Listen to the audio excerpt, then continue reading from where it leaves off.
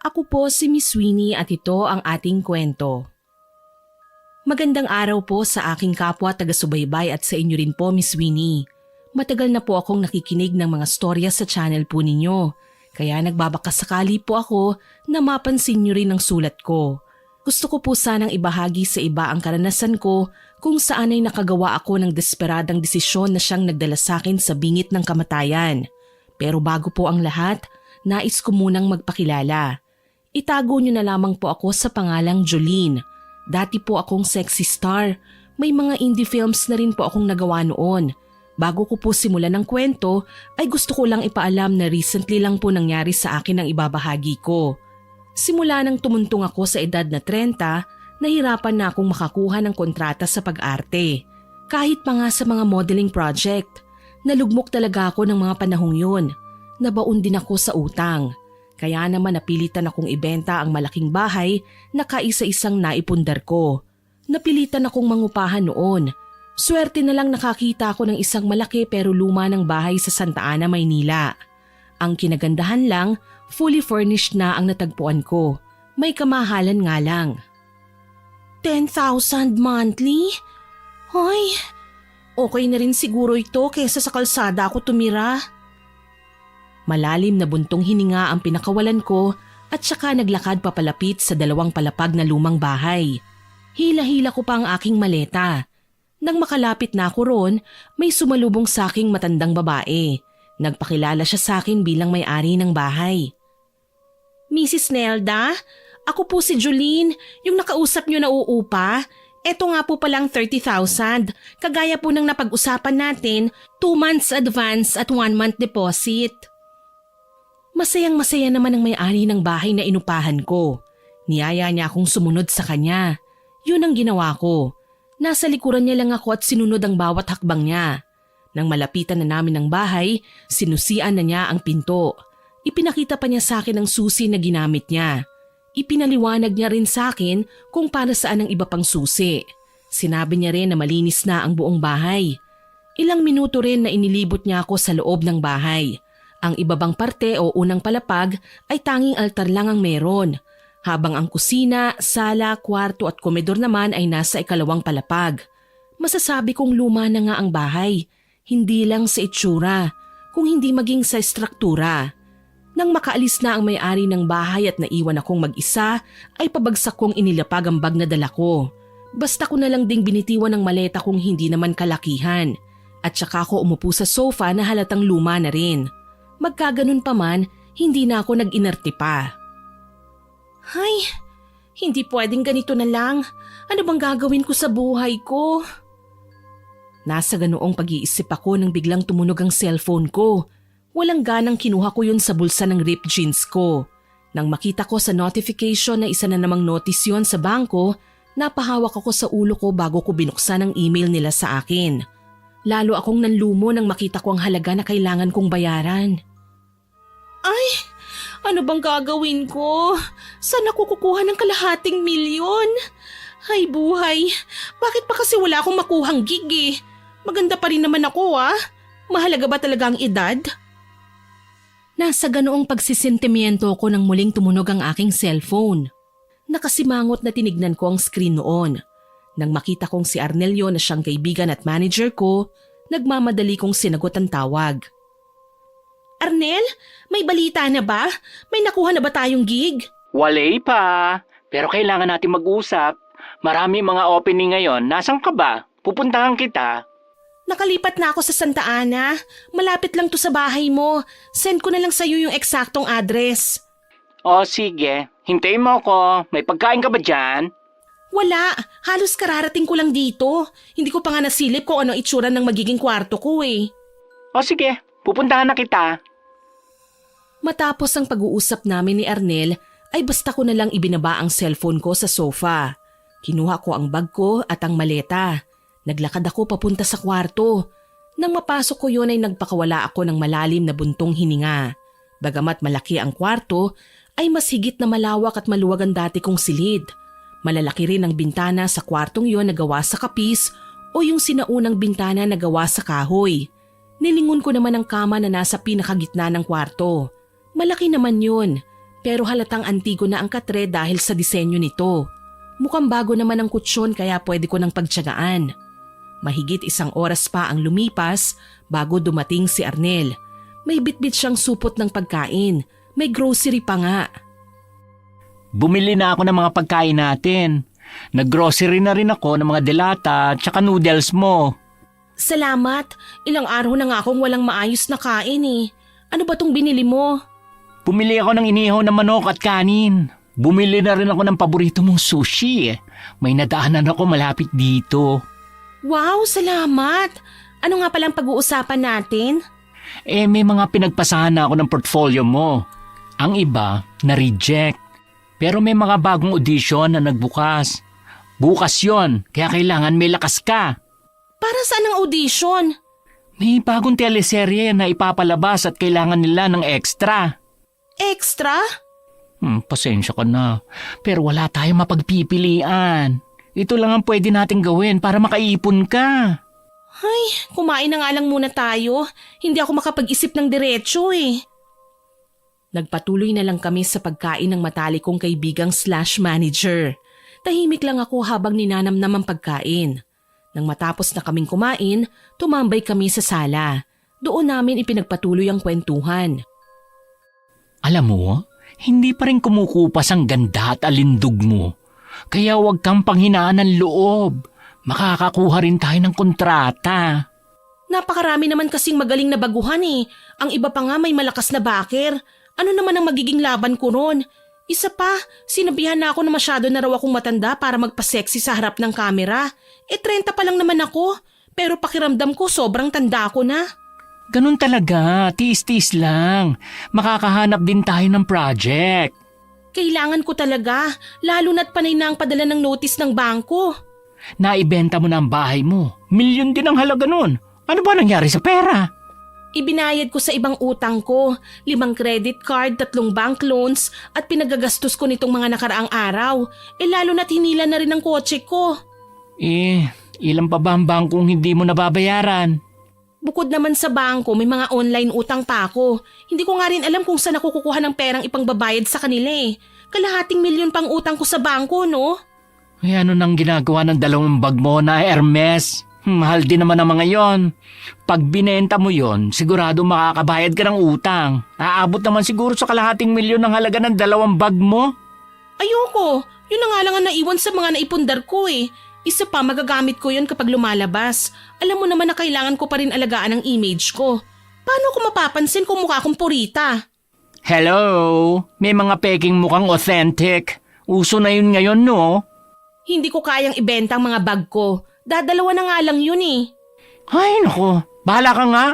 Basta maghanda ka bukas para sa audition. Mag-beauty rest ka. Malay mo, makakuha na tayo ng project. Nang gabing yon, ginawa ko muna ang normal na routine ko bago matulog. Naghilamos ako ng mukha ko. Pagkatapos naglagay na ako ng mga skincare sa mukha. Nang mailagay ko na ang night cream ko, ay itinapat ko sa electric fan para matuyo. Nang matuyo na ay tumingin ako sa malaking salamin ng lumang tokador. Napakaganda ko talaga. Kailangan kong galingan bukas. Hindi pwedeng ganda lang ang baon ko. Ay, kaya ko to. Nang magsawa na ako sa kapupuri sa sarili ko, kinuha ko naman ang collagen mask ko. Nilagay ko yun sa buong mukha ko. Inayos ko pa na nakasakto sa mga butas ng mask. Nang masiguradong maayos na ay tsaka ako humiga sa kama ko. Kinabukasan, maaga akong gumayak. Ayokong mahuli sa pila at lalong ayokong paghintayin ng matagal ang matalik kong kaibigan na siya ring tumatayong manager at handler ko. Habang hinihintay si Arnel, inayos ko na muna ang mga gamit na dadalhin ko. Ayokong may maiwanan o makaligtaan ako. Nang matapos na ako sa ginagawa ko, nag-ensayo ko sa harap ng salamin. Hindi nagtagal ay dumating na ang matalik kong kaibigan. Bumusina lang siya, kaya nagmamadali akong bumaba at lumabas ng bahay. Kumaway pa ako sa kanya bago ko tumalikod para ilak ang pinto. Pagkaganon man ay hindi pa rin huminto ang malakas na busina ni Arnel kahit pa nga nakita na niya ako. Ibinaba pa niya ang bintanang salamin ng passenger seat, kaya malakas akong sumigaw sa kanya. Oo na, sandali lang! Kitang ikinakandado pang pinto eh! Nakakatawa kang tignan pag natataranta. Baliw! Pag nakalapit ako sa'yo, ihahampas ko sa mukha mo yung manibela. Hindi mo gagawin yun, no? Ako ang manager mo. Ako rin ang driver mo.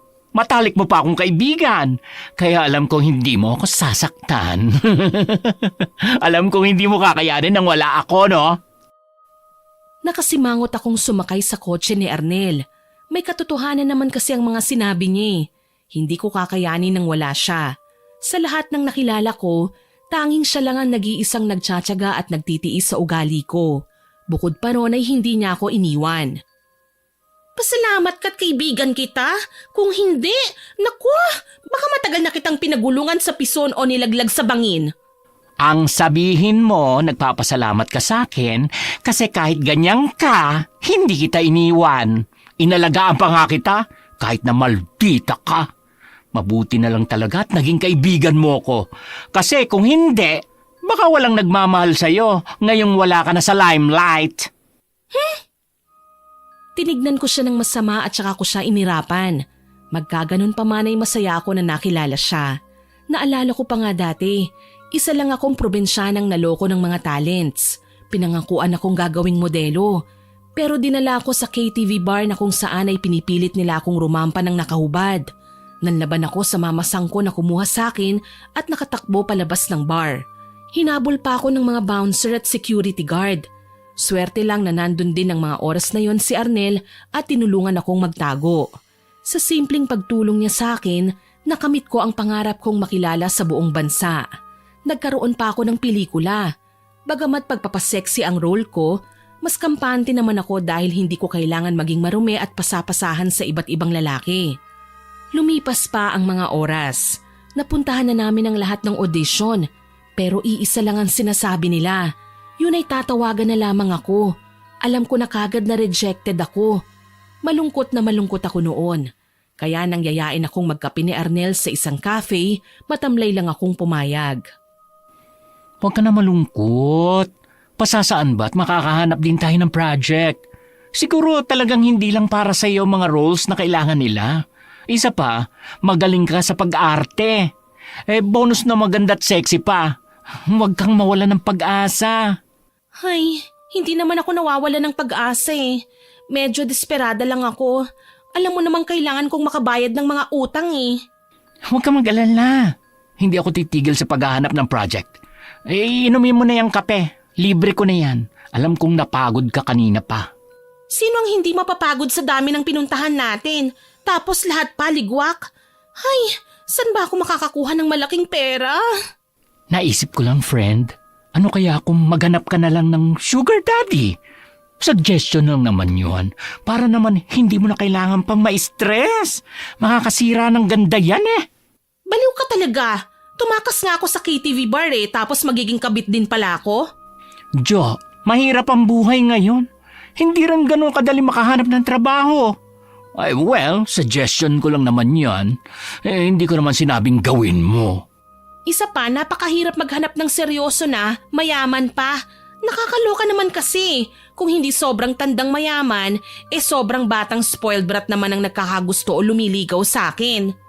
Ay, ganun talaga kapag pinagpala. Ang ganda mo kasi, friend. Tama na nga ang usapang lalaki na yan. Mas kailangan ko ng pera kaysa lalaki sa buhay. Alam mo, kung gugustuhin mo lang sana... Naputo lang sinabi sa akin ni Arnel nang biglang sumigaw ang isa sa mga waitress. Sinigaw niya na dumating na raw si Governor Aiden, ang isa sa pinakasikat at mayamang politiko. Kasunod ng sigaw ay ang pagtunog ng chime na nakasabit sa glass door ng cafe.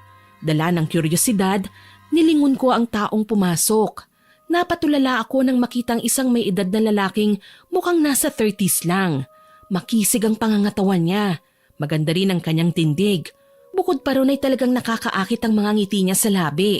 Natauhan na lang ako nang biglang magsalita ang matalik kong kaibigan. Ay, ang pogi talaga ni Gob.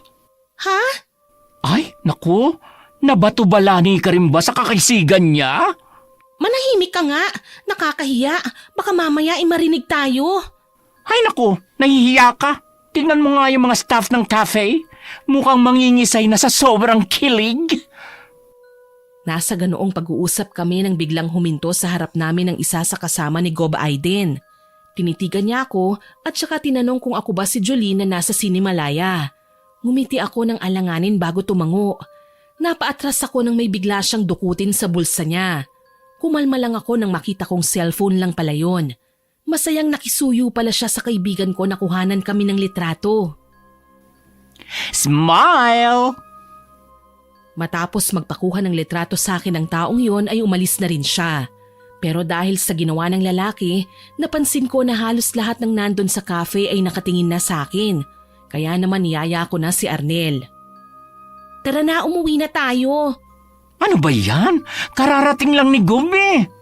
Pinagtitinginan na nga ako ng mga tao. Oh. Pagod na rin ako. Gusto ko nang magpahinga. Sige na nga, ang KJ mo talaga. Waitress, bill out na kami, ha? Mabilis namang lumapit sa amin ng kaibigan ko ang isang waitress.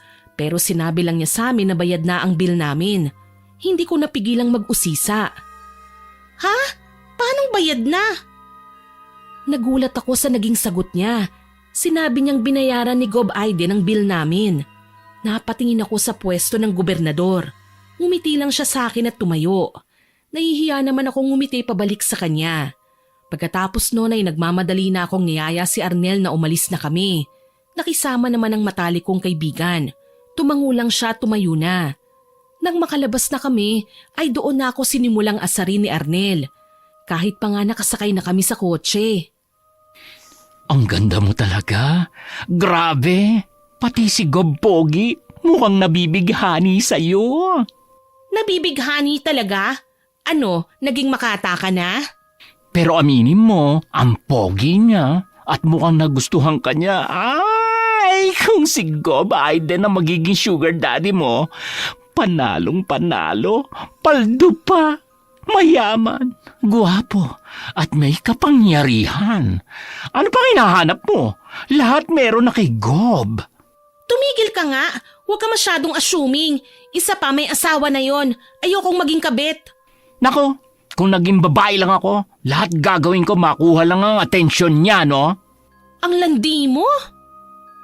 Hanggang sa maihatid ako ni Arnel ay hindi mawala sa isip ko ang magandang ngiti ni Gob Aiden. Ilang beses na rin akong napapailing. Hindi ko maintindihan ang nararamdaman ko ng mga sandaling yun. Para bang may kakaiba sa loob ko? Parang gusto ko siya na hindi. Ay, ano bang iniisip ko? Jolene, wag mong kalimutang may asawa na si Gob. Hindi ako maaaring maging kabit. Ay, mukhang kailangan ko munang magpahangin. Tumayo ako at naglakad palapit sa malaking bintana. Binuksan ko yun. Sinalubong naman ako ng hangin. Napatingin ako sa mga batang naglalaro sa labas. Ang saya-saya nila. Hindi pa nila alam ang hirap ng buhay. Sana ganun na lang lagi. Panay saya lang. Ay, ang mabuti pa matulog na ako. Baka kung ano na naman ang pumasok sa isip ko. Isinara ko na ang bintana. Humiga na ako pagkatapos. Pero kahit nakahiga na ako ay hindi pa rin nawawala sa isip ko ang magagandang ngiti ni Gob Aiden. Ay, ano bang problema ng utak ko? Mukhang napasukan na yata ng masamang hangin ng utak ko Hindi ko na matandaan kung gaano ako katagal nagpabaling-baling sa kama. Hindi ko na namalayang nakatulog na rin ako. Ilang araw pa ang lumipas. Maulan ang umaga na yon. Nagising ako dahil sa isang tawag kay Arnel. Nakapikit pa ang mga mata ko na kinuha ang cellphone na nasa gilid lang ng unan ko. Hello? Jo, naku! May magandang balita ako sa'yo! Aray, hinaan mo naman ang boses mo. Ang sakit sa tenga. Ay, pasensya na, friend. Na-excite lang ako sa ibabalita ko sa'yo eh. Ano ba yun? May project na tayo!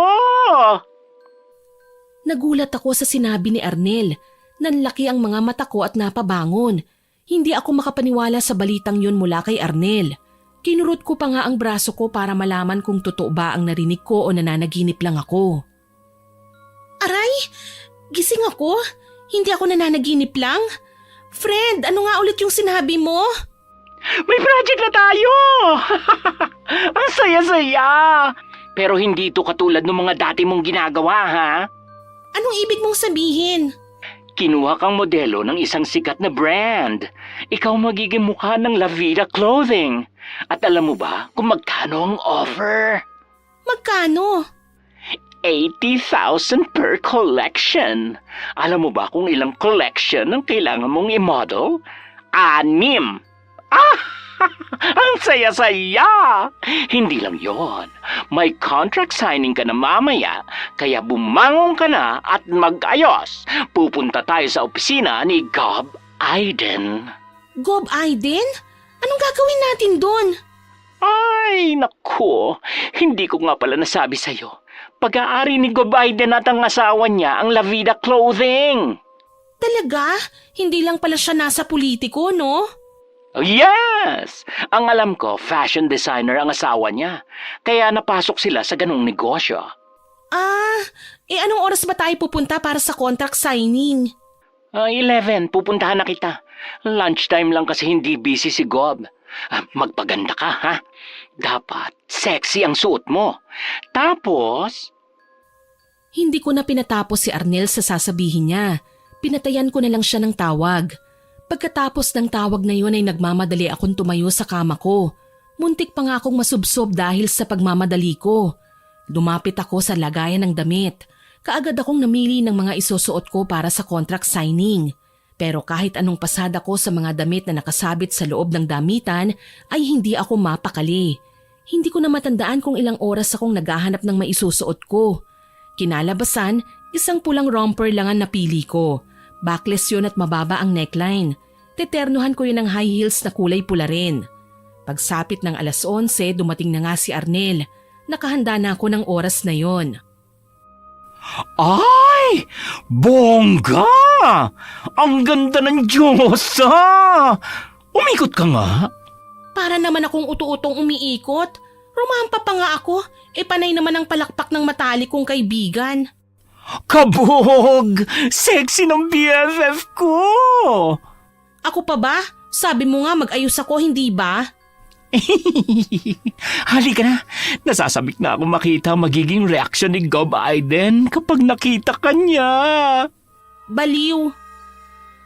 Nagpunta nga kami sa opisina ni Gob Aiden. May nakaabang na sa amin pagdating namin sa mismong harapan ng opisina niya. Nang makapasok na kami sa loob, ay taas noo akong naglakad na parang isang tunay na modelo. Pagdating sa loob ng opisina ni Gob Aiden, naabutan namin siyang abala sa kanyang cellphone. Magandang araw po, Gob Aiden. Nandito na po kami. Magandang araw po. Jolene, tama ba ako ng pagkakabigkas sa pangalan mo? Opo. Maupo kayo, magagandang dalaga. Naku, si Gob naman. Baka mamaya po ay maniwala ako. Arnel, umayos ka. Ay, pasensya na po. Ayos lang, nakakatuwa ka. Oo nga pala, Jolene. Yes po. Nasabi na siguro sa'yo ni Arnel ang napag-usapan namin. Kaya ang mabuti pa ay mag-lunch na muna tayo. Sumenyas lang si Gob at kaagad na kumilos ang mga tao sa likod namin ni Arnel. Hindi pa nagtagal ay may dala na silang mga pagkain. Masasabi kong mamahaling pagkain yun. Hindi naman nakakapagtaka yun dahil mayaman naman talaga si Gob Aiden eh. Lumipas pa ang mga oras. Natapos na kaming kumain. Nagpaalam naman sa akin si Arnel na lalabas muna at maninigarilyo. Naiwan kami ni Gob Aiden sa loob ng opisina niya. Naiilang ako sa paraan ng pagkakatitig niya sa akin, pero hindi ko inalis ang ngiti sa labi ko. Ilang minuto rin na walang nagsasalita sa amin. Nang hindi na ako makatiis ay ako na ang nagbukas ng usapan. Maraming salamat po sa pagtitiwala sa amin, sa akin. Masyado ka namang formal. Huwag mo na akong ipo. Hindi pa naman ako sobrang tanda eh. Hindi ka dapat na nagpapasalamat sa akin. Kami nga ang dapat na gumagawa nun eh. Isang magandang aktres sa magiging modelo ng mga koleksyon namin. Salamat pa rin po at nagtiwala kayo sa amin. Oo nga pala. Sa pagkakatanda ko ay 80,000 per collection na napag-usapan namin ni Arnel. Ano kaya kung gawin kong 100? Ano po ang kapalit? You're bold. Gusto ko yan. Mukhang magkakasundo tayo. Ang totoo niyan, wala talaga akong plano makialam sa negosyo namin ni Lilia. Kaya lang na makita kita, nasabi ko na lang na bagay sa'yo mga bagong koleksyon namin. Salamat. By the way, magpirmahan na tayo? Okay. Tumayo si Gob Aiden. Sinundan ko lang siya ng tingin. May kinuha lang siya sa ibabaw ng lamesa niya at bumalik na sa harapan ko. Iniabot niya sa akin ng isang folder at ballpen. Nakangiti naman akong kinuha yon sa kamay niya. Hindi ko na binasang nilalaman ng dokumento. Basta na lang akong pumirma. Pagkatapos kong mapirmahan yon na ibinalik ko na kay Gob Aiden. Kinuha naman niya yon sa kamay ko at saka dumukot sa loob ng kanyang suot na Amerikana. Mula roon ay inilabas niya ang isang puting envelope. Nakangiting iniabot yon sa akin. Ito ang paunang bayad namin. Magagamit mo yan para makapaghanda. Oo nga pala, sa bawat koleksyon na imomodel mo, makakakuha ka ng isang pares. Nakalagay yun sa kontrata. Nakangiting kinuha ko ang iniabot niya sa akin. Sinilip ko muna ang laman noon bago ko ilagay sa bag na dala ko. Mas lalong lumaki ang ngiti ko nang makita ang makapal na kumpol ng pera. Ay, salamat Gob. Makakaasa po kayo na gagalingan ko. Ayan na naman tayo sa po eh. Tawagin mo na lang ako sa pangalan ko. Ay, salamat Aiden. Nakipagkamay ako sa kanya. Yun naman ang inabutan ni Arnel. Kitang-kita ko pa kung paano tumaas ang kilay ng matalik kong kaibigan. Kay bilis kong binawi ang kamay ko. Doon napangisi ang matalik kong kaibigan. Nang mapansin ko na bibira na naman ang pangaasar si Arnel, ay mabilis na akong nagpaalam kay Gob. Aiden, mauuna na rin kami ah. Baka may trabaho ka pang kailangan gawin. Sige. See you later, Jolene. Mag-ingat kayo. Tumangulang ako at nagmamadali akong umalis. Hinila ko na rin si Arnel. Nang makasakay na kami sa kotse ni Arnel, ay doon na nagsimulang mga asarang matalik kong kaibigan. Naku, sabi ko na nga ba, may chemistry talaga kayo ni Gob. At isa pa, Aiden na lang ang tawag mo sa kanya. Siguro may nangyari nung wala ako, no? Hoy, ano ba yung sinasabi mo? Ang dumi talaga ng utak mo. Ay, defensive! Napaghahalata ka, friend. Huwag mo nang itanggi. Siguro, nag-quickie kayo na. Ang bastos talaga ng iniisip mo. Walang ganun nangyari, no? Halika na nga. Mamili tayo sa mall. Nakuha ko na ang paunang bayad sa akin. Kaya naman ako ang taya. Ay, bet ko yan. Lumipas pa ang mga araw. Nagsimula na ang proyekto ng La Vida. Habang nagaganap ang photoshoot ay nagmamasid lang sa amin si Gob Aiden. Hindi rin nakaligtas sa akin ang mga kakaibang tingin niya. Tinging nakikita ko sa halos lahat ng lalaking nakikita ko. Matang puno ng pagnanasa. Nang matapos na ang photoshoot ay sandaling nagpahinga ako sa dressing room. Tanging si Arnel lang ang kasama ko noon. Nagkukulitan pa kaming dalawa nang biglang dumating si Gob Aiden. May dala pa siyang bungkos ng bulaklak. Kumusta na ang star ng La Vida? Ay, hello, Gob Pogi. Friend! Gov Aiden pala. Ang ganda po ng mga bulaklak Para po sa kaibigan ko yan. Oo. Para kay Jolene. Para po sa akin? Bakit po? Ay, maganda ka, friend. Kaso tanga ka. Hina ng pick-up. Wala bang signal? Gift of appreciation. Lumapit siya sa akin at binigay niya ang bungkos ng bulaklak. Masayang tinanggap ko yun. Kilig na kilig naman si Arnel na nasa tabi ko lang. Mas lalo pa siyang kinilig nang amuyin ko ang mga bulaklak. Sana nagustuhan mo ang mga bulaklak. Sinong babae ang hindi magugustuhan ng magagandang bulaklak na ito? Napakaganda at ang bango-bango. Aalis na rin ako. Dumaan lang ako rito para iabot yan sa'yo. See you later. Ay, alis ka na po agad, Gov. May mga kailangan pa kasi kong asikasuhin sa opisina ko. Alam mo na, maraming mga kababayan natin ang nangangailangan ng tulong sa gobyerno natin. Wow, ang bait talaga ni Gov. Tapos pogi pa. Ay, panalo!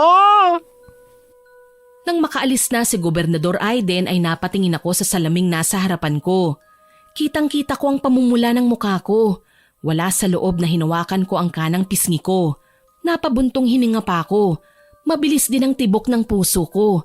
Alam ko naman talaga ang nararamdaman ko ng mga oras na yun eh. Pero hindi ko pa rin matanggap. Hindi to maaari. Hindi ko siya pwedeng magustuhan. Ano yun, friend? Wala. May iniisip lang ako. Siguro iniisip mo si Gob, ano? Kinikilig ako. Tumigil ka nga Alam mong may asawa siya. Hindi kami pwede. Pero crush mo rin siya? Walang ganon. Ang mabuti pa ayusin na natin ang mga gamit natin para makauwi na tayo. Gusto ko nang magpahinga. Hay naku, iniiba mo na naman ang usapan. Siguro talagang napasok na ni Gov ang puso mong bato. Inirapan ko lang siya at saka nagsimulang maglikpit. Sumunod naman si Arnel sa ginawa ko. Nang matapos na kaming maglikpit ay umuwi na rin kami. Simula ng araw na yun ay lagi akong pinadadalahan ng bulaklak ni Gob Aiden. Minsan pa nga ay nagpupunta siya sa bahay. Alam ko sa sarili ko na nahulog ako sa kanya ng mga panahong yun. Pero pinigilan ko pa rin ang sarili ko. Lumipas pa ang mahigit 1 buwan. Natapos na namin ang proyekto. Naipaskil na rin ang billboard ko na suot ang mga produkto ng La Vida Clothing. Nagkaroon kami ng selebrasyon. Iniraos yun sa mansyon nila Gob Aiden. Isa sa mga gown na binigay sa akin ng La Vida ang sinuot ko. Matingkad na kulay gintuyo na backless. Itinaas ko rin ang aking buhok para mas lalong makita ang ganda ng likod ko. Kasama ko rin si Arnel pero kulay pink na suit ang suot niya. Habang nasa party kami ay panay ang pakikipagkwentuhan namin sa mga nakasama namin sa pagbuo ng proyekto. Nasa ganoong akto kami nang lapitan ako ng isang maganda at sopistikadang ginang. Ikaw si Jolene, tama ba? Yes. Ako si Lilia, ang asawa ni Gob Aiden. Ay, hello po. Magandang gabi po sa inyo. Sana po nagustuhan niyo ang trabaho ko. Maganda ka. Halos perpekto rin ang hubog ng katawan mo. Tamang-tama lang na ikaw ang napili ng asawa ko. Matalas talaga ang mata niya. Basta para sa pangarap kong negosyo, lahat ay inaasikaso niya. Ganun po ba? Masaya akong nakilala kita ng personal, Jolene. Akala ko hindi na tayo magtatagpo pa eh. Pero isa lang ang masasabi ko, mas maganda ka sa personal kesa sa litrato. Ang swerte ko talaga at nagkakilala tayo. The pleasure is mine po. Sobrang sikat na po ang La Vida dahil sa inyo. Kayo po ang nakatagong kayamanan ng proyektong ito. Masyado ka namang formal. Pasensya na po kayo. Talagang namang halang rin po ako nang makita ko ang creation nyo. Nabigyan pa nga po ako ng pagkakataong maisuot ang mga yun eh. Bagay na bagay sa'yo ang suot mo ngayon. Yun ang kaisa-isang gown na walang kapares. Salamat po sa pagbibigay sa akin ng pagkakataon ha. Sa susunod po nakakailanganin niyo ulit ang serbisyo ko. Masaya po akong tatanggapin yon. Nasa ganoong pag-uusap kami ni Mrs. Lilia nang biglang sumulpot si Gob Aiden na may hawak na kupita. Nagkakilala na pala kayo. Oo, ang galing talaga ng taste mo pagdating sa babae. Pumagay sa kanyang lahat ng koleksyon natin. Ako pa ba? Jolene, para sa inyo ni Lilia ang party na ito. Thank you, Gob. Masaya po akong makatrabaho kayo ni Mrs. Lilia. Doon naman biglang lumapit sa amin si Arnel. Humawak siya sa braso ko at masiglang binati ang mag-asawa. Magandang gabi po, Ma'am Lilia, Gob Aiden. Magandang gabi rin. Arborin ko po muna sana sa inyo si Jolene. Sige, mag-enjoy kayo sa party. Masayang hinila ako ni Arnel at dinala sa kumpol ng mga tao. Magdamag na nagsaya kami sa pakikipagkwentuhan. Nang lumalim na ang gabi ay niyaya ko na si Arnel na umuwi. Kaya muli naming nilapitan si Gob Aiden para magpaalam. Matapos ang paalamanan ay umuwi na rin kami ni Arnel. Dala ng pagod ay nakatulog pa ako sa kotse. Hindi naman ako ginising ni Arnel hanggat hindi namin nararating ang bahay ko. Doon ko na lang din siya pinatulog. Halatang pagod at lasing na rin siya. Hindi naman tumanggi ang matalik kong kaibigan. Kinabukasan ay nagising na lang ako dahil sa malakas na tili ni Arnel. Nagmamadali akong bumangon at tumakbo papunta kung nasaan siya. Pero napasimangot ako nang makitang dahilan ng malakas na tili niya. Arnel, ano ba yan? Nakakita ka lang ng delivery boy, nagtititili ka na? Sinong hindi mapapatili sa saya kapag may bumungad sa yung bulaklak? Kahit pa nga hindi para sa akin to masaya ako. Baka mahimatay ka rin kapag nalaman mo kung kanino nang galing ang mga bulaklak. Kunin mo na lang at magtitimpla na muna ako ng kape natin. Hindi ko na hinintay pa ang sasabihin ni Arnel o isasagot niya sa akin. Umalis ako at nagtungo sa kusina. Nagtimpla ako ng kape naming dalawa. Bago ko pa matapos matimpla ang kape ay dumating na si Arnel. Hawak pa rin niya ang bungkus ng mga bulaklak. Sa kabilang kamay naman ay isang paper bag na may tatak na Rolex. Napapailing na lang ako lalo nang makita ko ang malaking ngiti ni Arnel na may halo pang pang-asar. Ang ganda mo talaga. Hindi lang bulaklak ang inaalay sa'yo. May pa-Rolex pa. Alam mo ba kung gaano kamahal ang Rolex? Hindi ko siya pinansin. Binitbit ko ang natimpla kong kape na nasa tasa. Dinala ko yon sa lamesa. Inilapag ko sa harap ni Arnel ang isa bago ko umupo. Nang makaupo na ako, ay doon naman iniabot sa akin ni Arnel ang bungkus ng bulaklak at ang paper bag. Walang gana ko namang inabot yon mula sa kamay ng matalik kong kaibigan. Hay! Ay, oo nga pala. May card na kasama. Babasahin ko para sa'yo.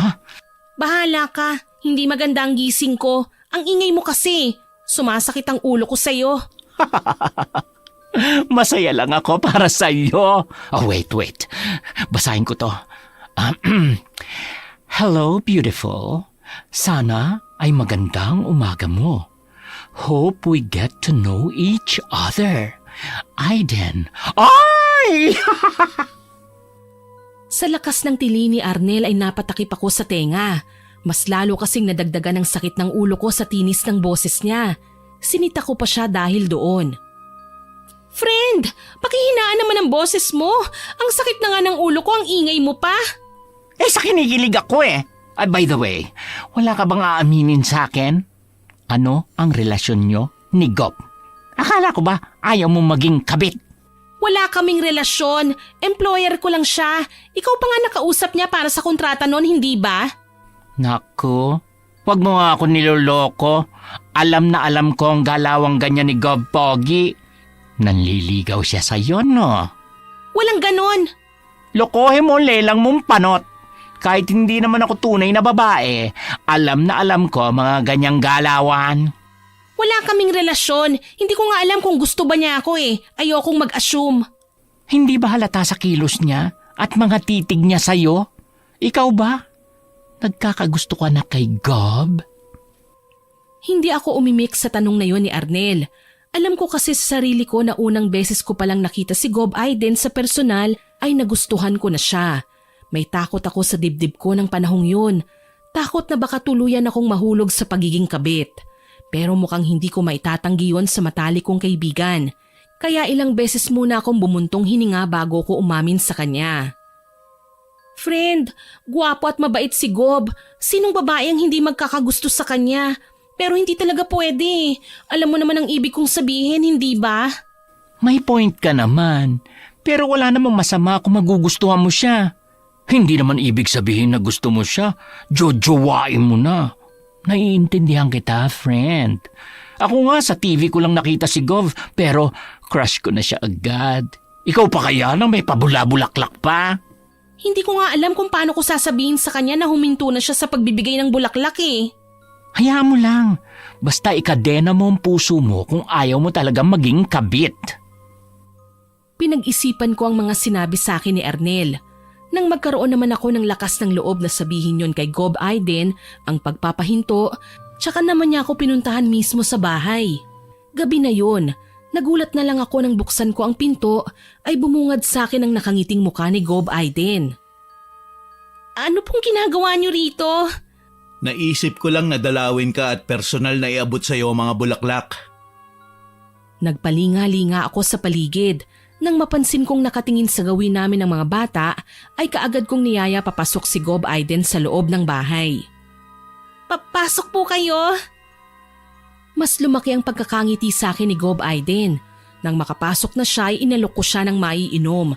Pero tinanggihan niya ako. Hindi yun ang pinunta ko rito, Jeline. Alam kong alam mo ang sadya ko. Hindi ko po kayo maintindihan. Kaya kong ibigay sa'yo ang lahat ng gustuhin mo. Kaya rin kitang ibalik sa limelight. Kung papayag ka sa pabor na hihilingin ko, tutulungan pa kitang mabayaran ang lahat ng utang mo. Nagulat ako sa sinabi niya sa akin. Hindi ko pa alam noon kung paano niya nalaman ng mga utang ko. Magsasalita pa lang sana ako nang biglang tumunog ang cellphone ko. Wala sa loob na sinagot ko yun. Hindi ko na nga rin tinignan kung sino ba ang tumawag sa akin ng ganong oras. Pero sa pagsagot ko ay panay mura lang ang natanggap ko mula sa tumatawag. Pinagbantaan pa ako na padadalhan ako ng kabaong. Doon ko lang napagtanto na baka isa yun sa mga nautangan ko online. Kaya walang pagdadalawang isip na pinatay ko ang tawag bago ko hinarap si Gob Aiden. Ano po bang sinasabi niyo? Hindi ko po kayo maintindihan. Hindi mo naman kailangan sabihin sa akin ang mga problema mo. Alam kong marami kang nautangan bago ka pa man mawala sa limelight. Handa kong ibalik ka sa nakasanayan mong buhay. Babayaran ko ang lahat ng utang mo. Bibilhin ko ang lahat ng gusto mo. Pumayag ka lang na maging akin. Tapos ang usapan. Pag-iisipan ko ang alok mo. Kung gano'n ay aalis na ako. Sana mapag-isipan mo nga ang mga alok ko ha. Huwag kang mag-alala. Totoong gusto kita. Pero sa palagay ko ay hindi kita makukuha kung panay pagpapadala lang ng mga bagay ang gagawin ko. Simula ng gabing yun ay hindi na naalis sa isip ko ang lahat ng sinabi ni Gob. Sumasabay pa ang puso ko na parang natutuwa pa sa alok na yon. Ay, ano ba yan? Paano ko tatanggi kung ang puso ko naman ay natutuwa sa ideyang magkasama kami? Ay, nababaliw na yata ako eh. Ayoko maging kabit. Pero kapag pumayag naman ako, mareresolba ang lahat ng problema ko. Makakasama ko pa siya. Ay, ano bang gagawin ko? Lumipas pa ang ilang linggo. Halos wala akong tulog sa pag-iisip ng sagot sa alok sa akin ni Gob Aiden. Sumabay pa ang mga maniningil ko. Nabayaran ko naman ang iba sa kanila nang makakuha ko ng bayad sa ginawa kong proyekto sa La Vida pero hindi pa rin sapat. Sa sobrang gulo ng utak ko, hindi ko na napigilan pa ang sarili ko na humingi ng payo kay Arnel. Sinabi ko sa kanya ang lahat. Ang mga sinabi ni Gob Aiden, ang mga naniningil sa akin at nagbabanta pa. Ano ba magpapasaya sa'yo? Ang tanggihan si Gob o tanggapin ang alok niya? Kung tatanggihan mo siya, kailangan mo maghanap ng paraan para mabayaran at masolusyonan ang mga problema mo. Kung tatanggapin mo naman siya, naka-jackpot ka na. Para kang naghagis ng isang bato at dalawa ang tinamaan. Gets mo? Kasi kung magiging kayo, solve na ang problema mo. Makakasama mo pa siya. Pero may asawa na siya. Alam ko. Pero kung saan ka mas magiging masaya, yun ang piliin mo. Hindi ka na bumabata, no? Naintindihan mo ba? Hindi ko na alam lalo ang iisipin ko. Mas lalo pa akong naguluhan nang makausap ko si Arnel eh. Lumipas pa ang mga araw. Muli na naman akong pinuntahan ni Gob Aiden. Hinihingi na niya ang sagot ko. Dala ng pressure ay hinayaan ko na lang ang puso ko na magdesisyon. Hindi ako nagsalita. Nilapitan ko si Gob Aiden. Nang makalapit na ako sa kanya, ay tumingkayad ako at hinalikan siya sa labi. Kitang-kita ko pa kung paano nanlaki ang mga mata niya dahil sa ginawa ko. Bago pa siya makapagsalita ay inunahan ko na siya. Pumapayag na ako sa alok mo. Kung ganun, ihanda mo na ang mga gamit mo. Lilipat kita ng tirahan. Hindi ka nababagay dito. Matapos niyang sabihin yun sa akin ay niyakap niya ako. Yumakap naman ako pabalik sa kanya. Kinabukasan, tinutuon niya nga ang sinabi niya sa aking lilipat ako ng bahay. Dinala niya ako sa isang eksklusibong village sa Alabang. Simula ng araw na yun ay doon na ako tumira. Araw-araw ding nagpupunta ron si Gob Aiden. Tinutuorin niya ang sinabi niya na babayaran niya ang lahat ng utang ko. Araw-araw ding may pasalubong siya sa aking mga mamahalin at branded na gamit. Nakabalik na rin ako sa industriya. Nakasali na akong muli sa isang teleserye. Nabibili ko na rin muli ang mga luho ko. Nakabalik na ulit ako sa pagiging sosyal. Masaya at maginhawa ang naging buhay ko sa piling ni Gob Aiden. Kahit pa nga kabit lang ako, tinanggap ko na lang sa sarili ko na ito na ang magiging buhay ko. Isang araw, niyaya akong mamasyal sa mall ni Arnel. Pinaunlakan ko naman yun. Akala ko talaga tatanggihan mo ako. Ha? Bakit mo naman naisip yun? Kasi mayaman ka na. Saka lagi ka rin nasa gathering ng mayayaman. Hindi naman ako pwedeng mag-gate crash doon. Kahit pa nga manager mo ako. Sira talagang tuktok mo, no? Matalik na kaibigan kita. Hindi lang kita maisama kasi sinasama lang ako ni Gob. Isa pa, pwede mo akong puntahan sa bahay pag wala tayo sa set. Ay nako, huwag ka nang malungkot. Sagot ko ngayon, magpakasaya tayo. Dadalhin kita sa spa bago tayo mag-shopping. Lukaret, hindi naman ako malungkot. Na-miss ko lang siguro yung mga time na halos di na tayo mapaghiwalay. Ay, kahirap naman kasing tumambay sa mansyon mo. Baka mamaya dumating si Gob. Nakakahiya. Halika na nga. Nagpunta kami ng MOA. Ginawa namin kung ano ang sinabi ko. Alam ko na wala na akong panahon para sa kaibigan ko eh. Minsan pa nga ay hindi ko nasasagot ang mga tawag niya sa akin. Kaya para bumawi, pinamili ko rin siya ng mga damit na branded matapos naming mag-spa. Bago kami umuwi ay dumaan na muna kami sa supermarket. Plano kong ipagluto ng masarap na ulam si Gob Aiden. Masayang-masaya pa akong namimili sa mga fresh cuts nang biglang may lumapit sa akin at kinausap ako. Jolene, tama ba? Ikaw nga, akala ko kanina kahawig mo lang eh. Kamusta ka? Mrs. Hanggang ngayon ay Mrs. pa rin ang tawag mo sa akin. Mas maganda kung Lilia na lang para magmukhang magkaibigan naman tayo. Hindi yung formal na formal. Sige Lilia. Dito ka rin po pala namimili. Akala ko po sa SNR kayo eh. Pag sosyal kadalasan po doon eh. Dito rin ako namimili. Mas malapit rin kasi sa bahay to eh. Isa pa sirloin lang naman ang hinahanap ko eh. Plano kong isurpresa ang asawa ko. Anniversary kasi namin ngayon eh. Ikaw ba?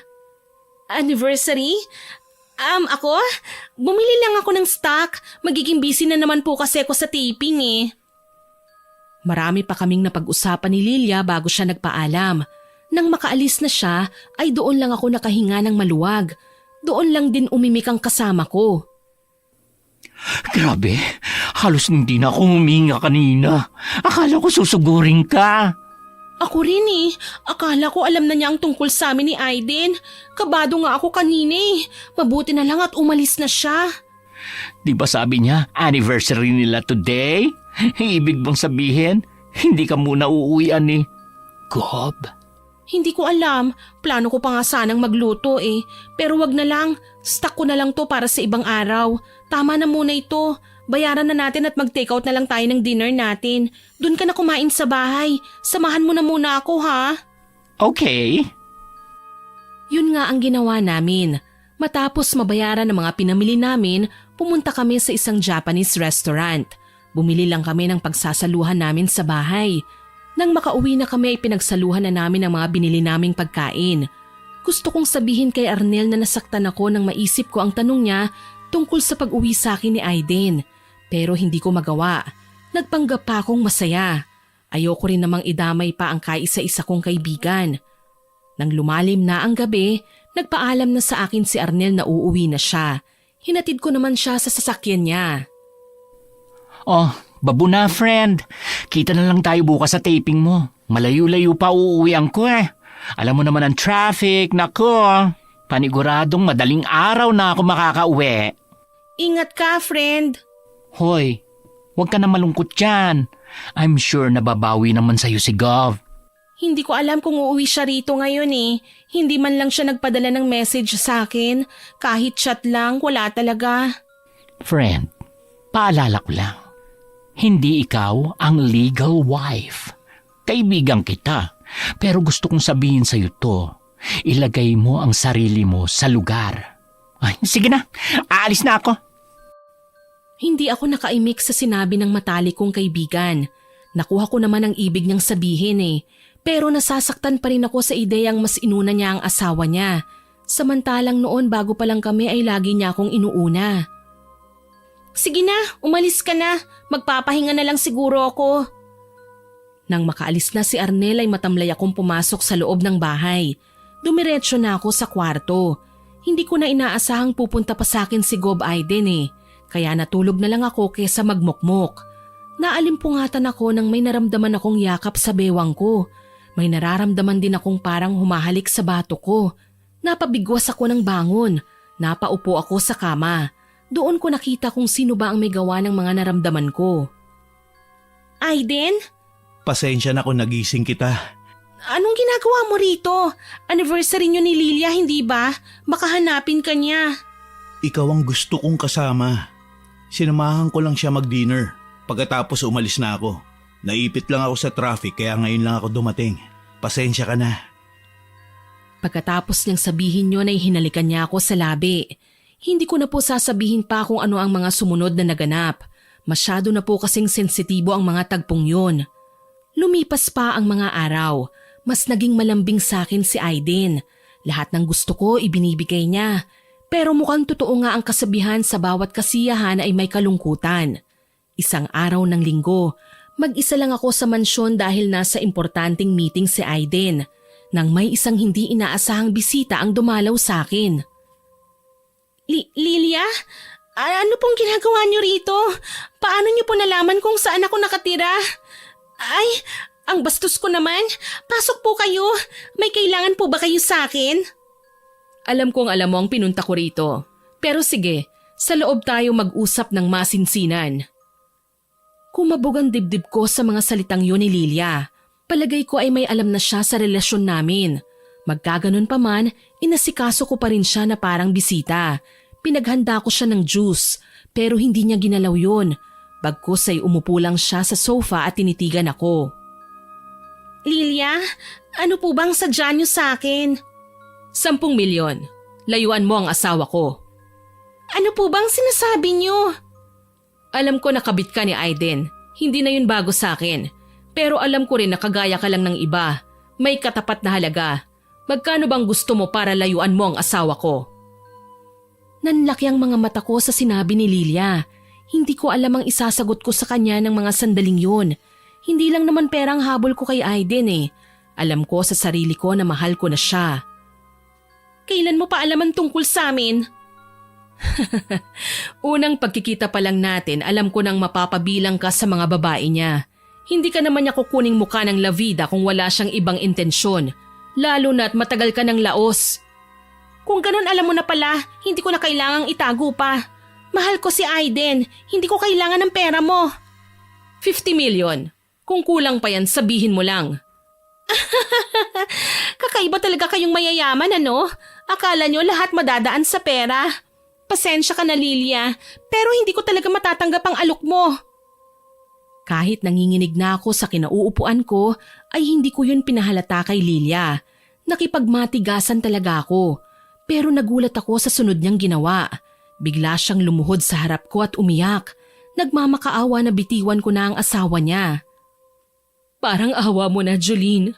Pakawalan mo na ang asawa ko. Hindi mo naiintindihan ang gusto ko. Ayokong masira ang reputasyon naming mag-asawa. Mahal ko ang pamilya ko. Ayokong masira kami. Ayokong masaktan ang mga anak ko. Nakikiusap ako sa iyo.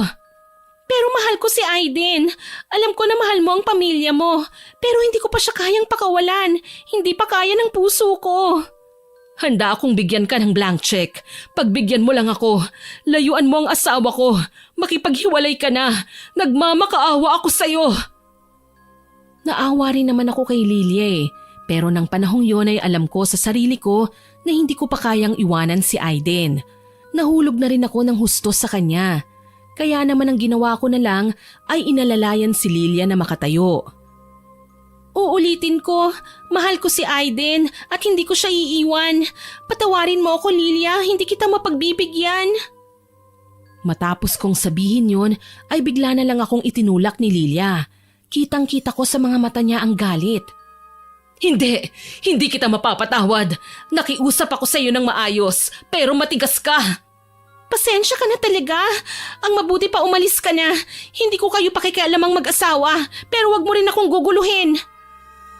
Matapos kong sabihin yun ay bigla na lang niya akong sinugod. Dinamba niya ako at hinablot ang mahaba kong buhok. Para siyang nasaniban sa galit at gigil niya sa akin. Sinubukan ko namang tanggalin ang 2 kamay niya sa ulo. Pero sobrang higpit ng pagkakahawak niya. Naiiyak na lang ako sa sakit ng anit ko sa ginagawa niya. Yun naman ang inabutan ni Aiden na eksena. Lilia, ano bang ginagawa mo? Bitawan mo si Jolene. Tumigil ka na. Hindi! Kakalbuhin ko ang babaeng yan! Hindi ko alam kung anong ginawa ni Aiden para bitiwan ako ni Lilia. Basta ang alam ko ng mga sandaling yun, umiiyak ako sa sakit at kirot sa may anit ko. Pakiramdam ko pa nga noon ay nabunot na niya ang lahat ng buhok ko sa ulo. Nang tumingala ako ay nakita kong kinakaladkad palabas ni Aiden si Lilia. Napayakap na lang ako sa sarili ko. Doon pumasok sa isip ko na yun na yata ang kabayaran sa desisyong ginawa ko. Hindi ko na hinintay pa ang pagbabalik ni Aiden. Tumayo na ako at nagpunta sa kusina para uminom ng tubig. Nanginginig pa rin ang mga kamay ko. Hindi ko pa alam ang sunod na mangyayari. Kinagabihan ay bumalik si Aiden. May dala na naman siyang kung ano-anong mga gamit. May dala na rin siyang maleta. Julin, pasensya ka na kung ngayon lang ako bumalik. May mga kinailangan pa kasi kong ayusin sa bahay eh. Ayos ka lang ba? Ayos na ako.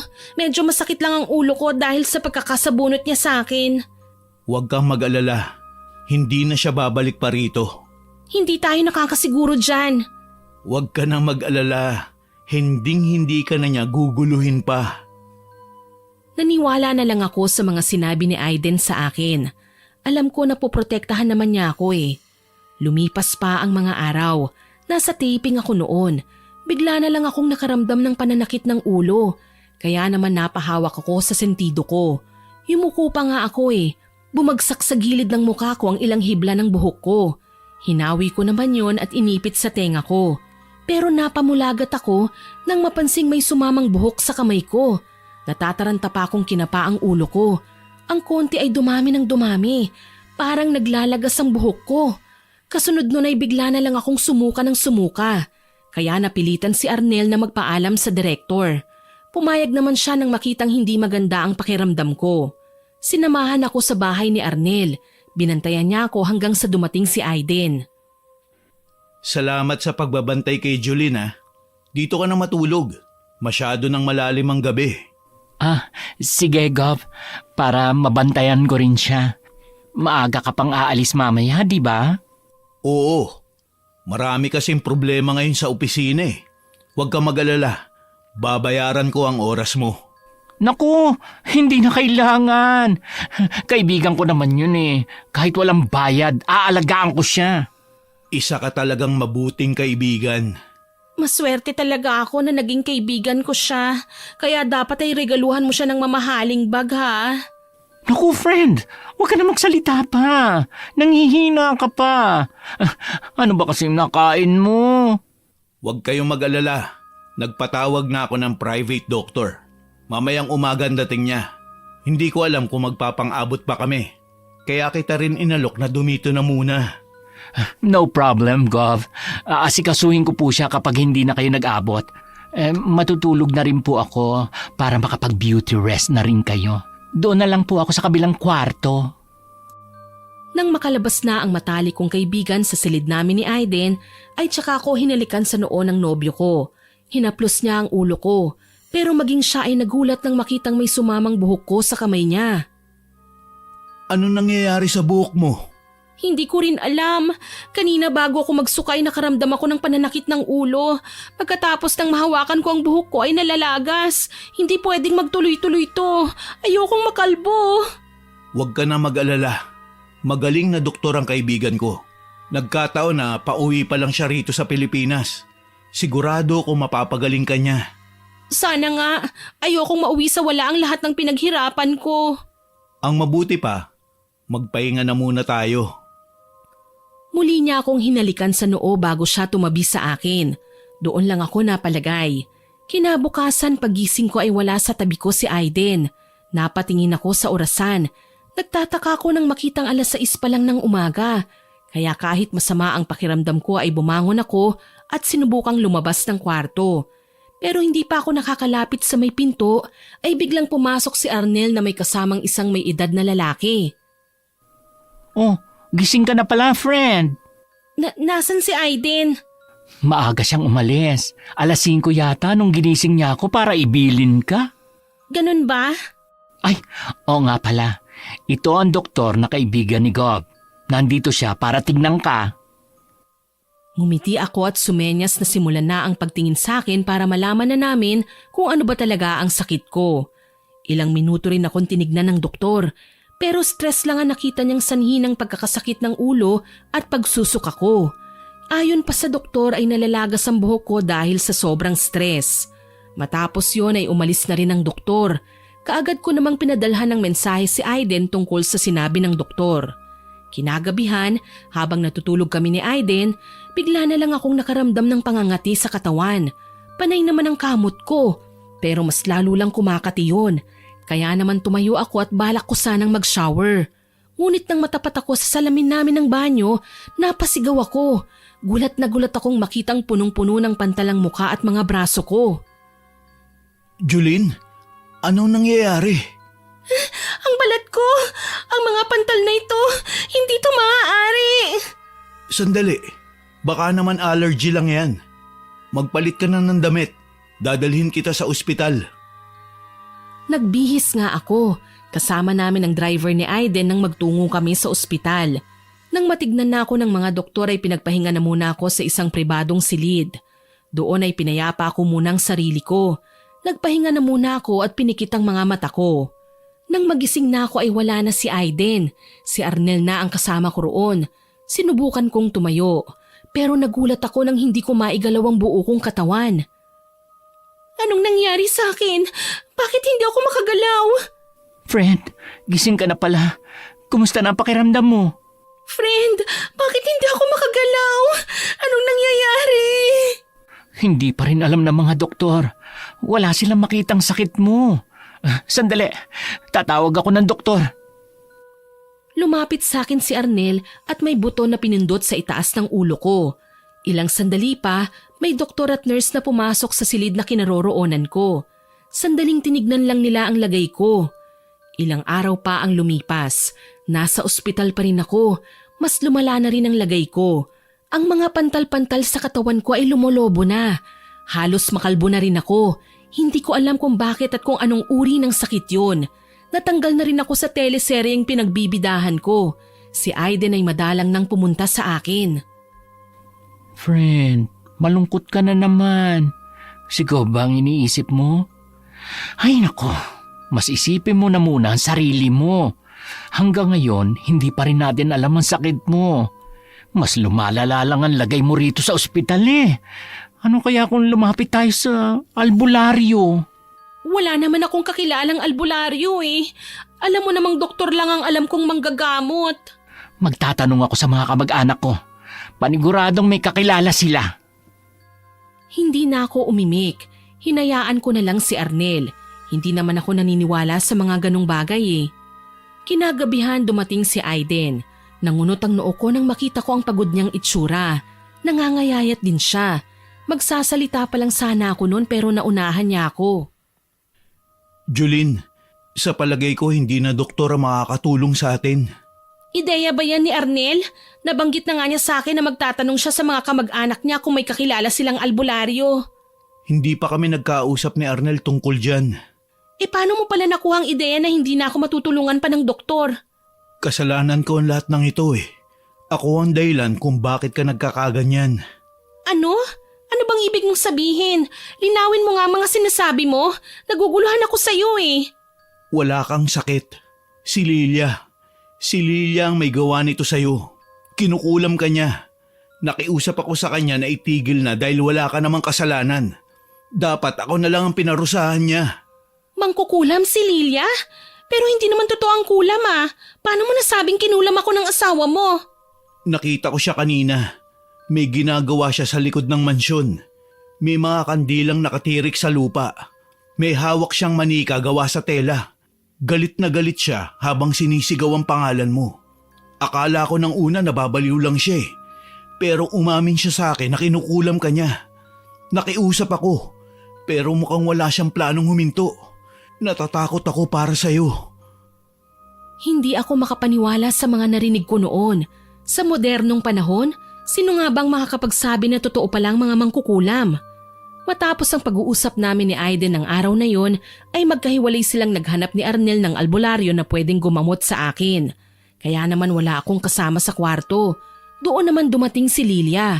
Malaki ang ngiti niya sa labi na may halong pang-uuyam. Napaupo ako. Lumapit naman siya sa akin.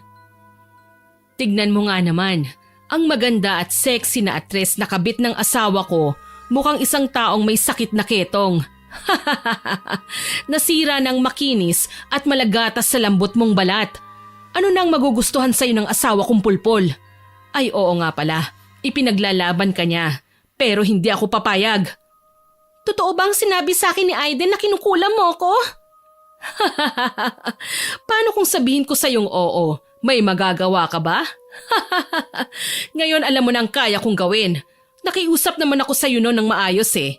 Pero matigas ka. Mas pinili mo ang asawa ko. Mas pinili mong manira ng pamilya kesa magpakasaya sa milyong ibibigay ko.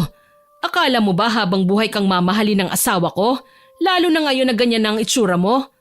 Kahit mapagaling ka pa ng albularyo, sigurado kung hindi mabubura ang mga bakas ng pagiging kabit mo.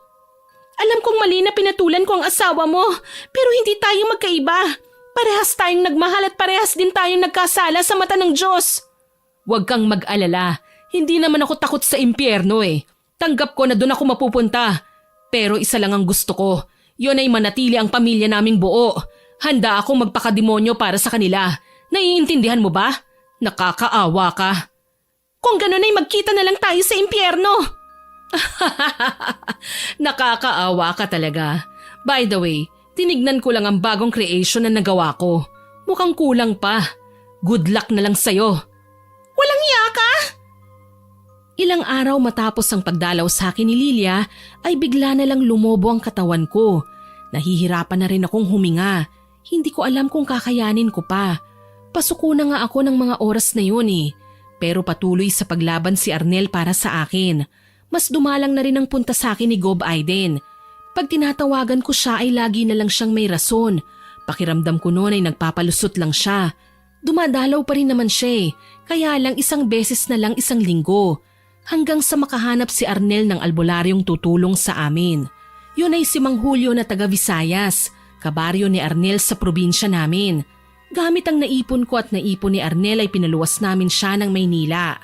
Hindi ko na matandaan pa kung paanong ginusto ko na ring magpatingin sa albularyo. Hindi naman ako naniniwala sa kulam eh. Pero mukhang sa nangyayari sa akin, mas pinili ko na lang maniwala para gumaling. Lalo na at mukhang hindi na masyadong nagpapakita ng effort si Aiden. Ayoko pang mamatay yun ang nasa isipan ko ng mga panahong yun. Sa pagkakatanda ko pa nga, naabutan pa akong nag-hysterical ni Mang Julio. Gusto ko pa pong mabuhay. Ayoko ng ganito. Ito ba ang kaparusahan sa akin? Ito na ba ang karma ko? Bakit ba kasi mali ako ng minahal? Bakit hindi na lang sa walang sabit? Ang tanga-tanga ko. Yon ang inabutang eksena ni Mang Julio at Arnel. Sa pagkakatanda ko ay nilapitan ako ni Arnel kaya ako na nahimik. Pero patuloy lang ako sa pag-iyak. Niyakap pa niya ako bago pinakilala sa akin si Mang Julio. Tumahan ka na, friend. Nandito na si Mang Julio. Gagaling ka na. Hindi ka mamamatay. Marami pa tayong gagalaan. Paggaling mo. Pag gumaling ako, pinapangako ko sa Diyos na lalayuan ko na si Aiden. Iiwan ko na siya. Dahil yun naman ang tama eh. Yun ang matagal ko nang dapat ginawa. Hindi mo naman ako iiwan, Arnel, hindi ba? Oo naman. Kambal kaya tayo. Magkamukha at magkarugtong ang pusod. Kaya huwag ka na mag-isip ng kung ano-ano. Ay, oo nga pala. Ito si Mang Julio. Siya ang pinakamagaling na albularyo at antingero sa lugar namin. Kaya pumanatag ka na. Mukhang madali lang naman ang kailangan nating gawin. Hindi pa ganon kalalim ang pagtatanim niya ng binhi sa'yo. Binhi? Ano pong ibig sabihin nun? Hindi kanya tinaniman ng binhi. Ibig sabihin, wala siyang balak na tapusin ang buhay mo. Kilala mo ba ang gumawa sa'yo nito? Opo, ang asawa po ng boyfriend ko. Isa po kasi akong kabit at labis po akong nagsisisi sa pagkakamali ko pong ito. Huwag kang mag-alala. Madali lang ito. Ang mabuti pa, magpahinga ka na muna. Mamayang gabi, sisimulan na natin ang pagwawaksi. Maiwan ko na muna kayo. Magpahinga na muna kayong dalawa. Mang Julio, bibili lang po ako ng pagkain natin. Sa pag-alis ni Arnel ay kinausap ako ni Mang Julio. May sinabi siya sa akin na siyang ikinagulat ko. Alam mo, maswerte ka. Hindi lahat ng mangkukulam ay mabait. Ano po ang ibig niyong sabihin? May awa pa rin siya sa'yo. Sa tingin ko, hindi naman siya masamang tao. Kaya kapag gumaling ka na, magpasalamat ka sa kanya dahil hindi ka niya pinatay. Kadalasan hindi na umaabot sa buwan at namamatay na ang kinukulam. Kaya alam kong nagkokontrol o nagpipigil pa rin ang gumawa sa'yo nito. Hindi ako nakasagot sa sinabi ni Mang Julio. Pinag-isipan kong mabuti ang mga sinabi niya sa akin hanggang sa makatulog ako. Kinagabihan, ginamot na ako ni Mang Julio. May langis siyang pinahid sa ulo ko habang may mga sinasabing salita na hindi ko maintindihan. Pagkatapos ay may nilabas siyang kwintas na may palawit na hugis pangil. May kalakihan yun. May mga inusal na naman siya. Bago niya isinuot yun sa akin. Bigla akong nakaramdam ng kakaibang init pero hindi ko pinagtuunan yun ng pansin. Pinanood ko kung ano-ano ang ginagawa ni Mang Julio. May mga nilabas siyang parang dayami. Inilagay niya yon sa isang metal na mangkok. Pagkatapos ay nilagyan niya ng langis na kagaya ng pinahid niya sa akin. Tsaka niya yon sinindihan. Muli ay may mga ibinulong na naman siya sa hangin. Pagkatapos nun ay biglang humangin ng malakas. Magkaganon man ay hindi namatay ang apoy sa maliit na mangkok. Ang usok na nagmumula ron ay unti-unting nagkakahugis. Kasunod noon at bigla na lang humigpit ang kwintas na isinuot sa akin ng albularyo. Arnel! Nasasakal ako! Jolene! Hindi ko na natapos pa ang sasabihin ko. Sa pagkakaalala ko ay bigla na lang akong nawalan ng malay. Ang huling na ulinigan ko lang ay ang malakas na sigaw ni Arnel at ang palakas na boses ni Mang Julio. Nang magising ako ay mas magaan na ang pakiramdam ko. Hindi na rin nangangati ang balat ko. Inilibot ko ang paningin ko sa paligid. Wala akong kasama. Masaya na ako nang maisipan kong tignan ang braso ko. Pero nang kapain na tignan ko ang braso ko, ay nandun pa rin ang butlig na akala ko ay mawawala na. Pero hindi kagaya ng dati, parang natutuyo na yon. Kumonti na rin, kaya lang hindi pa rin tuluyang nawawala. Hindi ko alam kung magaling na ba ako o hindi pa. Aminado akong sobrang kaba ko ng mga sandaling yon. Natatakot akong baka hindi pa natatanggal ang kulam sa akin. Nang biglang pumasok si Arnel na may dalang mga prutas. Masigla at masayang masaya. Ay, gising na ang prinsesa! Binilang kita ng prutas. Kainin mo lahat yan para mabalik ang lakas mo. Si Mang Julio. Bumalik na siya sa probinsya. Ha? Bakit umalis na siya? Hindi pa ako magaling. Paano ang gagawin ko? Hindi pa natatanggal ang mga ginawa sa akin ni Lilia. Ah, yun ba? Magaling ka na. Wala nang kulam. Pero kailangan mo pa rin magpalakas. Nagsabi nga pala si Mang Julio na lahat daw ng pinsala sa katawan mo ay mag-iiwan ng bakas. Pero huwag ka mag-alala kasi magaling ka na. Doon lang ako nakahinga ng maluwag. Habang si Arnel naman ay kaagad akong pinagbalat ng prutas pagkababa pa lang niya ng mga yon. Lumipas pa ang mga araw. Tuluyan nang natuyo ang lahat ng sugat at butlig sa balat ko. Unti-unti na ring tumutubo ang mga buhok ko. Nakalabas na rin ako ng ospital pero kahit anino ni Aiden ay hindi ko na nakita pa. Isang araw ng Sabado, abala ako sa pag-iimpake ng mga gamit ko. Gagawin ko ang pangako ko na iiwan ko na ng tuluyan si Aiden. Nang bigla na lang siyang dumating, masaya pa siya at maraming bitbit na paper bag. Jolene, marami kong nabili sa Paris para sa'yo. Paniguradong Anong ginagawa mo? Bakit nag-iimpake ka? Galit ka ba sa akin dahil madalang lang akong dumalaw sa'yo nitong mga nakaraan? Huwag ka na magtampo. May nilakad lang ako sa ibang bansa. Nakalimutan ko magbilin. Maghiwalay na tayo. Tapusin na natin to. Mabait ang asawa mo. Ayokong masira ang pamilya nyo. Kaya hanggat hindi pa naaapektuhan at nalalaman ng mga anak mo, itigil na natin. Ano ba ang sinasabi mo? Hindi ako papayag. Pumayag ka man o hindi, buo ng desisyon ko. Tapos na tayo. Lahat ng binigay mo sa akin ay nasa kwarto. Huwag kang mag-alala. Wala akong bibit-bitin na galing sa pera mo. Matapos kong sabihin yon, sakto namang natapos na rin ako sa pag-iimpake. Isinara ko ang zipper at saka tumayo. Hinila ko ang maleta ko palabas ng mansyon. Sinubukan pa akong awatin ni Aiden pero hindi na niya ako mapigilan. Pinagbantaan pa niya ako na hindi niya ako patatahimikin at sisirain ang pangalan ko sa media. Wala akong pakialam sa kahit na anong sabihin mo. Malaya ka na at malaya na rin ako. Kitang-kita ko ang pagkabigla sa mukha ni Aiden. Kinuha ko namang pagkakataon yun para lumayas at sumakay sa kotse ni Arnel na nakaabang lang sa tapat ng mansyon. Simula ng araw na yon, iniwasan ko ang lahat ng pagkakataong magtatagpo ang landas namin ni Aiden. Hanggang sa nabalitaan ko na lang na nagkaroon ng eskandalo ang mag-asawa sa isang mall sa Maynila. Nakahanap na naman ng ibang babae si Aiden. At sa pagkakataong yun, huling-huli sila sa akto ni Lilia. Nakipagsabunutan pa ang ginang sa bagong kabit ni Aiden. Friend, napanood mo ba ang viral ngayon? Ano na naman ba yan? Ikakayaman ba natin yan? Hindi, pero paniguradong mabibigla ka. Tingnan mo, nakipagdyumbagan si Mrs. Lilia.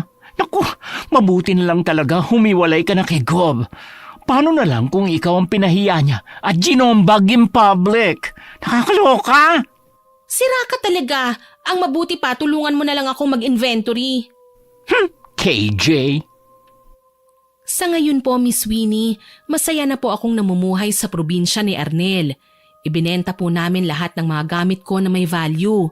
Ginamit namin bilang kapital sa negosyo ang mga napagbentahan. Kumuha kaming magkaibigan ng isang pwesto sa bayan nila na ngayon ay kilala na rin sa lugar namin. Isang maliit na kainan yun na sobrang pumatok sa masa. Alam ko po na mali ang mga naging desisyon ko sa buhay. Pero malaki pa rin po ang pasasalamat ko sa Diyos at hindi niya ako pinabayaan. Itinuro niya sa akin ang tama sa paraang hindi ko rin inaasahan. Dito ko na rin po tatapusin ang kwento ko. Maraming salamat po sa pagbabasa at pagbabahagi ng kwento ko sa iba. God bless po at more power sa inyong channel. Ang inyong masugid na tagapakinig, Jolene. Sana po ay nagustuhan niyo ang aking ibinahaging kwento. Pero bago ko po tapusin ito, hindi makukumpleto ito nang walang shoutout sa masusugid nating listeners. Shoutout po kay Elimar Abella, Rodelio Mendoza, kay Dindo at Lotlot, kay Ansing Balina na new subscriber po natin, kay Eric De La Rosa, kay Alma Sembrano. Shoutout din po kay Kim Sabado na kasusubscribe lang po sa ating channel. Salamat po ma'am.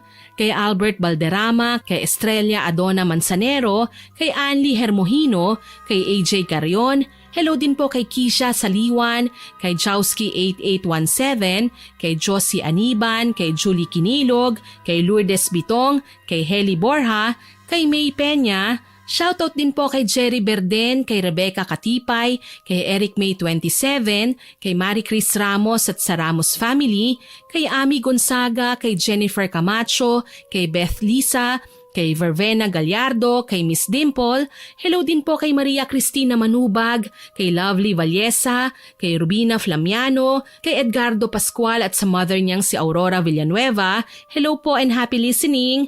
Shoutout din po kay Precious KM Catalogo, kay Gina Andraque Peñas, kay Jovelyn Medrano at kina Bernadette Abayan at Nene Marilu Palyada, kay Angelina Ignacio, kay Pablo Sablad, kay Mary Ann Nugit, kay Michelle Cubeco at sa kaibigan niyang si Glisel Solamin.